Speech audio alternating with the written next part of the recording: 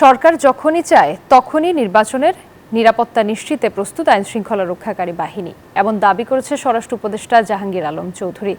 রাজধানীর উত্তরায় র্যাব ১ সদর দপ্তর পরিদর্শন করে তিনি বলেন, একটি বিচ্ছিন্ন ঘটনা ছাড়া সবখানেই নির্বাচনের জন্য লেভেল প্লেইং ফিল্ড রয়েছে। এ সময় মাঠ পর্যায়ে পুলিশের কাছে রাইফেলের মতো অস্ত্র থাকলেও ভারী মারণাস্ত্র থাকবে না বলেও জানান তিনি। বিস্তারিত প্রতিবেদনে। লন্ডনের এই বৈঠকের পর ঢাকার বাতাসে এখন নির্বাচনী আমেজ।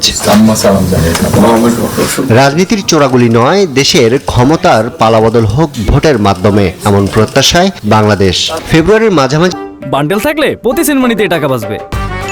বিকাশ সেনমানি বান্ডেল কিনে জিতুন প্রতি লেনদেনে। হতে পারে জাতীয় নির্বাচন।